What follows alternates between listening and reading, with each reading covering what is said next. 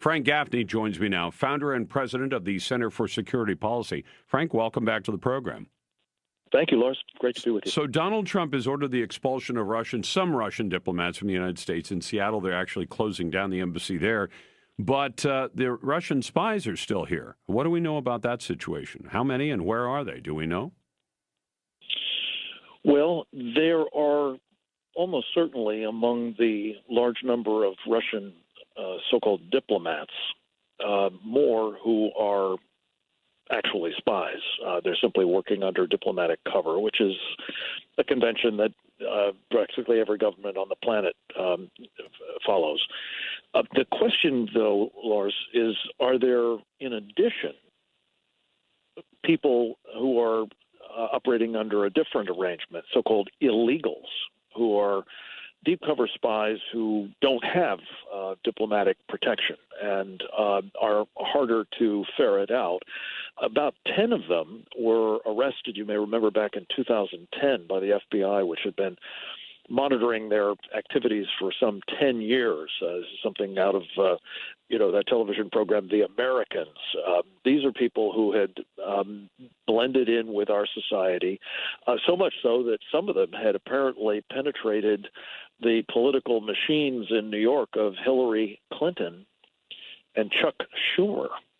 And when they were arrested, Hillary Clinton was still Secretary of State, and they were hustled out of the country completely at odds with all standard procedures without being interrogated, I think, at all, if certainly not sufficiently, and sent back to a warm hero's welcome by Vladimir Putin in Moscow. So the question we don't know the answer to, but I think we ought to be hard about, is how many more of these deep cover illegals are there, and should we be removing them where we've got our hands on them, as well as those diplomats that are, in fact, just simply spies for the Russians?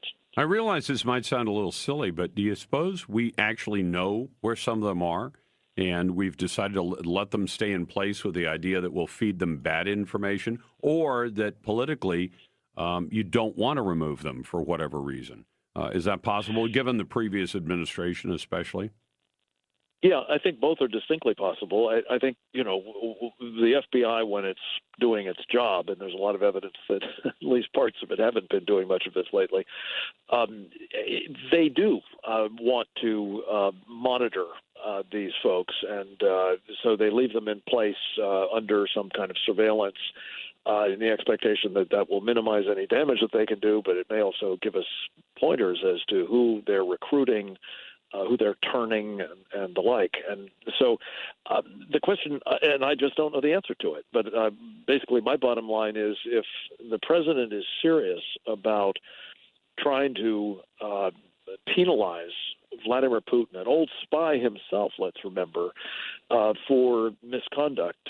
Notably, it appears his regime's involvement with the attempted assassination of another spy, one that the Brits had recruited in Russia, but who'd been swapped, interestingly enough, as part of the bargain for getting those 10 spies of the Russians who were deep cover folks out. This guy was released. And I think that if he is serious about this kind of punitive action, the 60 is good. More would be better. Is there a way to spot these people? I mean, communications probably today are relatively easy compared to, a while ago. Given the internet, you could take all kinds of messages and conceal them in what would look like just ordinary internet traffic. And so that would be tougher to spot than somebody who maybe back in the day had to have his own secret transmitter of some kind. And satellite phones make that even easier. But do you know if the United States has a way to try to sort out who's here, who may be working on behalf of a foreign government, and are we aggressively pursuing them? Well, you may remember the old Mad Magazine cartoon "Spy versus Spy." I do. I mean, this is the business of the tradecraft of espionage. You're always trying to stay a step ahead of the counterintelligence people if you're in the espionage business. And I suspect that the people who are deep cover assets of Russian intelligence, military intelligence, or the other services, the successors to the KGB, are probably as good at it as there is in the world. And so I don't think this is an easy thing. I'd like to think that our counterintelligence operations are on top of them and able to roll them up at will. But I'd be, frankly, a little surprised because I think we've really neglected the art, and it is an art, Lars, the art of counterintelligence for a long time. And I suspect we're deficient in that department. Hey, I wanted to get a couple of comments on you about the new transgender policy where the president, sent out the memo on Friday that affirmed the earlier order that said if you've got gender dysphoria, you're transgender, we don't want you serving in the military. Does this change things at all? Well, it's a little bit more nuanced than that, Lars. He made the point, and he made it very directly. And I think General Mattis, now the Secretary of Defense,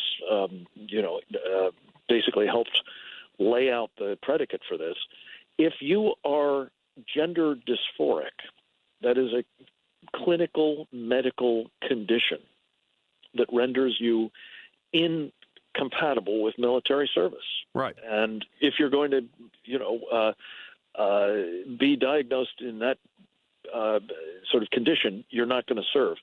If you're a transgender person who has not been diagnosed as gender dysphoric, it appears that there's something of a loophole that would allow you to serve, especially if you've already gotten into the service. But I have the feeling this is going to be teased out in the courts before the final dust is settled on it. And overall, I'm very proud of the president for sticking by his guns and trying to make it clear that we're not going to continue the kind of social engineering of the military that Barack Obama engaged in, I think much to the detriment of its readiness as well as its morale. I was doing a long drive back from a broadcast out of state last Saturday, and I was listening to a long story about that in which they said, well, it's only, 0.000% of the military's budget, medical budget. And I remember thinking, I don't care how much it is. It's an unnecessary expense, as you say. The military is not a social program. It's there to protect the country. How do we protect the country by spending any amount of money on surgery or hormones or whatever it is that people are seeking? If they want to do it on their own, I guess they've got the legal right to do it. I don't want to see the military paying for it, and I don't want to see taxpayers paying for it.